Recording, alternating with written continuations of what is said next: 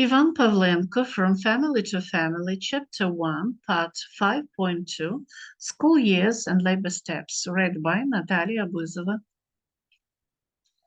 In the winter, I studied, and in the summer, I grazed the cow or went to work on the collective farm. Before school, at the age of 6, my father drove the cow out of Yarachki with me. Each part of the village had its own pastures. The herds of the main part of the village grazed in Yerke and Yarachki. At lunchtime, the cattle drank water and lay down to rest for 3 hours.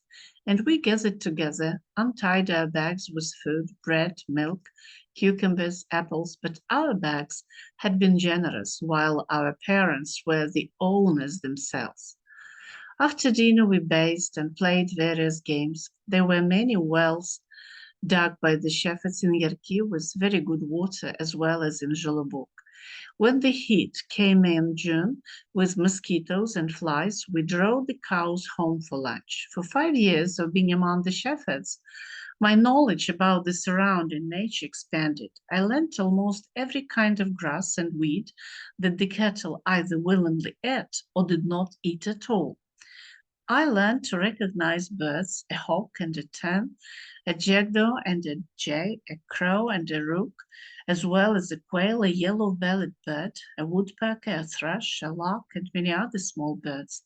Lying on my back in the fragrant grass, I liked to watch how the larks flap their wings and call out in the sky, how white clouds float into the mysterious distances like ships on the blue sea, and around jumping grasshoppers rustled in the grass, and field crickets sang near the holes. And what a wealth of flowers was there in the fields and forest!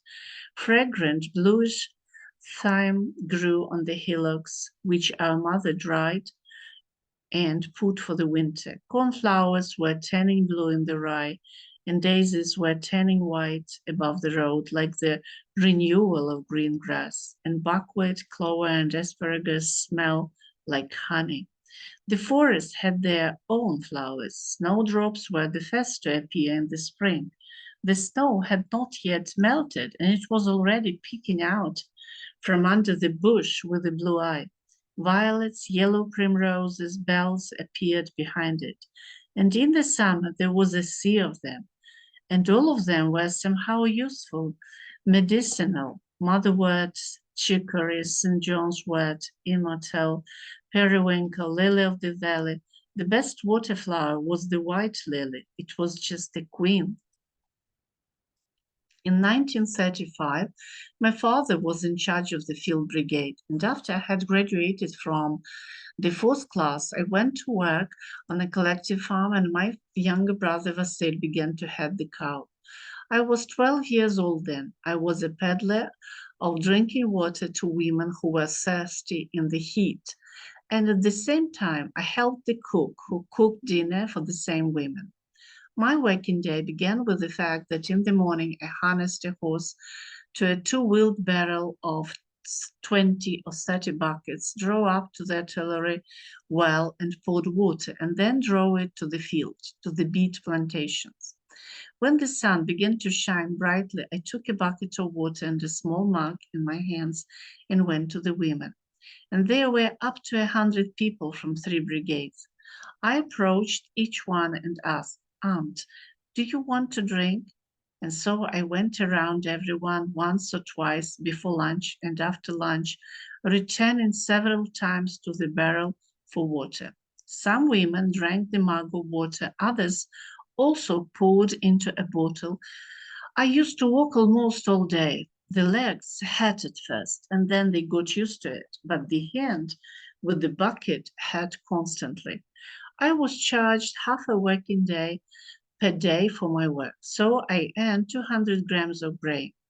And for women, the work was very difficult. It was necessary to go through the field 3 times within a month, weeding, breaking, and checking. The size of the field varied from 0.40 to 0.60 hectares per person. All day, drenched in sweat, women bent their backs under the scorching sun. At lunchtime, a tall pole with a white cloth on top was set up near the kitchen. That was the signal for dinner, and the women went to the kitchen. Each cook poured a bowl of dumplings, and I had a little less. Probably for the sake of dumplings, father set me up for this job. After eating, the women rested for an hour while I went to the village for fresh water. When the cultivation of sugar plantations ended, the cook and I moved to the meadows with the mower men. There were also 50, 70 grass mower men from 3 brigades. Fishermen were among them, and to the request of the community, they caught fish for the common boiler. When the mown hay dried, the women ran at lunchtime to turn it over and put it in a pile. When the harvest began, I switched to the rake and raked the straw with ears of corn which remained on the stubble after the mowers. After finishing the 5th and 6th grades, I continued to go to work on the collective farm. I watched how hard people worked, and I myself tasted a little of the difficult collective farm bread. Women's work was the most difficult on the collective farm. In addition to the sugar beet fields, they were also working at the plots of potatoes, sunflowers, and corn. From morning to evening, they harvested dried hay, cleaned grain on streams and near the granary. The collective farm had 2 mowers. They mowed at daylight hours as well as on moonlit nights. So at lunchtime, horses were changed, but women were not. They ran after the mowers barefoot through the prickly stubble and tied the sheaves without rest. Their feet were overgrown with thick soles, and their heels were clawing to the point of blood. The men had the hardest time on the grass field. For almost a month. They waved their scythes in the meadows. With good food, it could still be tolerable, but where could you get it? Good one. They were scything hay for all collective farm livestock and horses, and in the west and most inaccessible places for themselves. At that time, the collective farm had up to 1,500 horses, 40 pairs of oxen, 80 cows, a flock of sheep, calves, pigs, chickens. Grown grain, sugar beets, potatoes, vegetables, everything was sent to the state for nothing. Grain was transported mainly by horses, and beets were transported by state lorries, for which the collective farm paid more than it had received for the delivered products. Therefore, the business was unprofitable. There was not enough money even for harnesses, and yet, according to the old family tradition, people worked conscientiously, but there were also elements of coercion. One day, the 4 men of the 1st Brigade stopped by the widow Alexandra Mihal Trotsakova, and she had not finished cooking in the furnace. He grabbed a bucket of water, threw it into the fire, and left. The woman cried, locked the house, and ran to the threshing machine in the field, where they started threshing as a rule at sunrise. By motivating people morally, various authorized representatives assured that the collective farm would continue better. After the famine of 1933, grain was given for working days, and money was calculated at 5-10 kopecks, but no one received it, because at the end of the year, every yard was still in debt. Sometimes people took horses to bring firewood or straw. Sometimes they went to the bazaar, for which the accounting department deducted rubles, and the earnings were kopecks. History had not known such self-law as Stalin's yet. People went to work and left work exhausted, thin, silent, and gloomy. The most difficult thing for me was pulling the nets near the thresher. Dumplings were cooked there for lunch. They also wrote to me a whole working day, not half a working day, as doing other work. The thresher threshed from sunrise to sunset with a break for lunch. Therefore, mostly young women and girls whose mother or mother-in-law were at home were assigned to it. From 30 to 40 people, mostly women, always worked at the threshing machine. The women who raked and carried the chaff got the most difficult work. It was hard work without working clothes except for their home pants. There were not even safety glasses. Most often, Maria Halichicha and Marfa Titkova stood there. I was woken up at dawn, and I, tired from the previous day, could not wake up. My mother hung a bag of food over my shoulder and let me out the door, telling me, "Go, now go." I stepped mechanically along the path with my feet, bumping into the branches of the apple tree, grabbing them with my hand like a horse for the reins. And I woke up only behind the gates. At the stable, I took my horse Kukosha, watered it, and then sat on the horse. At sunrise, Yuhim Sergeyevich Solonucha, Ptichka, started the engine, and people took their workplaces. Khoma Grigorovich Davydenko started the thresher. He was the senior on the line. On the platform near him, 2-3 women quickly and skillfully cut the oars on the sheaves, unfolded the sheaves, and handed them to the worker. There were 2 women on each side of the straw shaker. They put the straw on the net, and when it was filled to the size of a hip, I gave them a hook with which to fasten it, and pulled it to the crane with a hose.